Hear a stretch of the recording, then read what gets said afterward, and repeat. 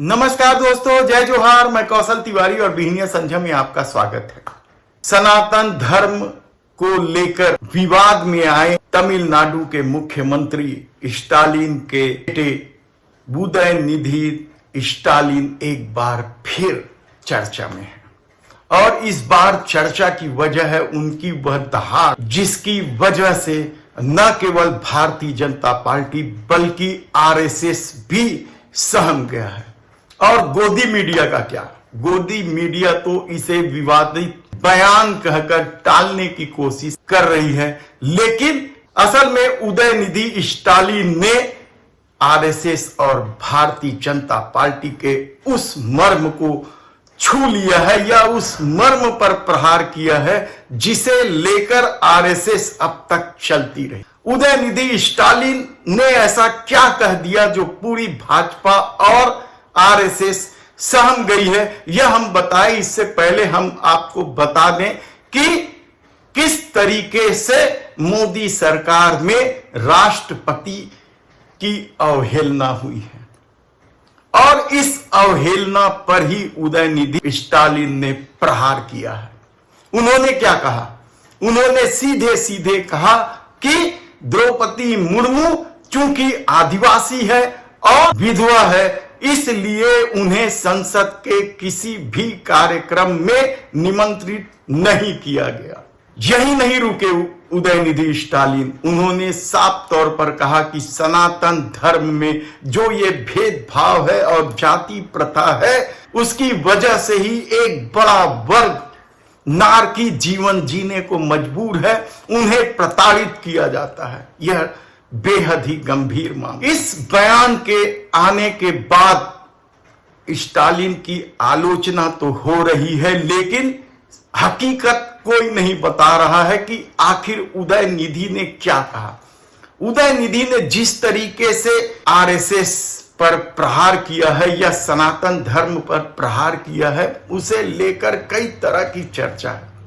कल तक जो लोग सिर काट लाने पर इनाम देने की बात करते थे, वे लोग भी इस बयान से सहमे हैं और कहा जा रहा है कि यदि इस बयान को हवा दी गई तो भाजपा और आरएसएस दोनों की मुश्किलें बढ़ सकती है। दरअसल यह मामला सिर्फ द्रौपदी मुर्मू का नहीं है। राष्ट्रपति की जाति और उनकी भूमिका को लेकर मोदी सरकार पर पहले भी सवाल उठते रहे हैं। याद कीजिए कि राम जन्मभूमि का जब भूमि पूजन हो रहा था, तब राष्ट्रपति थे रामनाथ कोविंद। वे अनुसूचित जाति से हैं। शायद यही वजह है कि उन्हें भूमि पूजन के कार्यक्रम से दूर रखा गया और राम मंदिर शिलान्यास से लेकर जितने भी कार्यक्रम थे उससे दूर रखा गया। द्रौपदी मुर्मू को भी दूर रखा गया।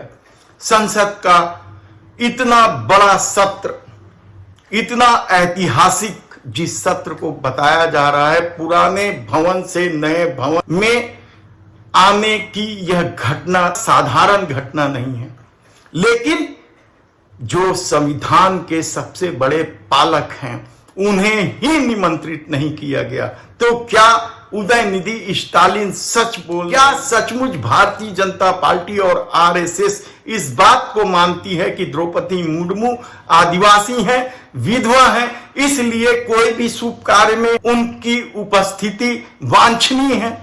ऐसे कई सवाल आपके मन में भी उठेंगे, लेकिन हकीकत मानिए कि जिस तरीके से नए भवन में आने के दौरान भी राष्ट्रपति द्रौपदी मुर्मू को निमंत्रित नहीं किया गया, आमंत्रण नहीं दिया गया। महिला बिल में दुनिया भर की फिल्मी हस्तियां आ गई, दुनिया भर की महिलाओं को बुलाकर मजमा इकट्ठा किया गया, लेकिन राष्ट्रपति द्रौपदी मुर्मू को क्यों नहीं बुलाया गया? यह सवाल भारतीय जनता पार्टी और आरएसएस को देना चाहिए कि आखिर क्या वजह थी कि इतने बड़े शानदार कार्यक्रम में, इतने ऐतिहासिक कार्यक्रम में द्रौपदी मुर्मू की उपस्थिति क्यों नहीं रही? यह सवाल बेहद ही महत्वपूर्ण है और उदयनिधि स्टालिन ने इसी पर प्रहार किया है। यानी आप सोचिए कि यदि यह बात सच है तो किस तरीके का खेल या किस तरीके से जाति प्रथा सचमुच आज भी सनातन धर्म में आम लोगों के जीवन को नारकी बना रहा है। याद कीजिए आप कि किस तरीके से मध्य प्रदेश में एक आदिवासी के मुंह पर पेशाब कर दिया गया था। याद कीजिए कि सिर्फ एक दलित बच्चे ने स्कूल में पानी पी लिया था तो उसके साथ किस तरीके से व्यवहार किया गया था।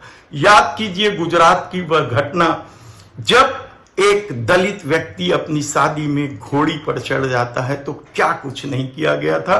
और उत्तर प्रदेश की घटना तो बेहद ही दर्दनाक है जब एक दलित शादी में लड्डू नहीं खिलाने के नाम पर उनके साथ किस तरीके से सामूहिक बलात्कार किया गया था। ऐसे घटनाओं की फेहरिस्त है। तब सबसे बड़ा सवाल तो यही है कि महिला आरक्षण को लेकर मोदी सरकार ने जो कदम उठाया है वह द्रौपदी मुर्मू की अनुपस्थिति और इस तरह के तमाम कारणों में कहां सामंजस्य बैठता है। क्या नियत है, क्या खेल है, राजनीति का यह अपनी जगह है। लेकिन उदयनिधि स्टालिन ने जो सवाल उठाए हैं उसका जवाब क्या द्रौपदी मुर्मू को भी सामने आकर नहीं देना चाहिए कि वह संसद के किसी भी कार्यक्रम में क्यों नहीं आए, चाहे उद्घाटन का कार्यक्रम हो। याद करो कि जब संकुल की स्थापना हो रही थी तब भी इसी तरह के सवाल उठे थे। यानी जो संविधान के सबसे बड़े पालक हैं उनकी ही अनुपस्थिति ना हो और हर जगह सिर्फ मोदी मोदी मोदी मोदी मोदी ही चलता रहे तो इस तरह के सवाल तो उठेंगे ही। तब क्या भारतीय जनता पार्टी के साथ आरएसएस भी इस मामले को लेकर सहमा हुआ है।